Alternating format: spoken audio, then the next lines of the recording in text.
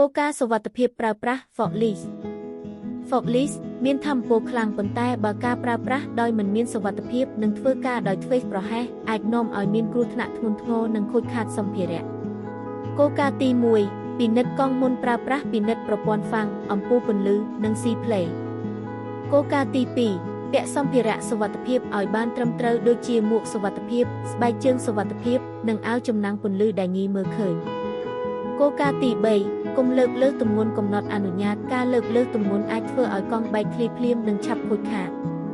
គោលការណ៍ទី4បើកបរឲ្យយឺតនិងត្រួតពិនិត្យមនុស្សឆ្លងកាត់ផ្លូវជានិច្ចសុវត្ថិភាពសំខាន់ជាងល្បឿន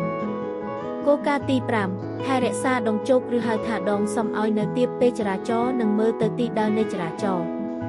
ការធ្វើតាមជំហានសាមញ្ញទាំងនេះអាចជួយទប់ស្កាត់ការប៉ះពាល់ការខូចខាតនិងរក្សាជីវិតគ្រប់គ្នាត្រូវធ្វើការងារប្រកបដោយសុវត្ថិភាពនិងបើកបរដោយភាពឆ្លាតវៃនិងការទទួលខុសត្រូវ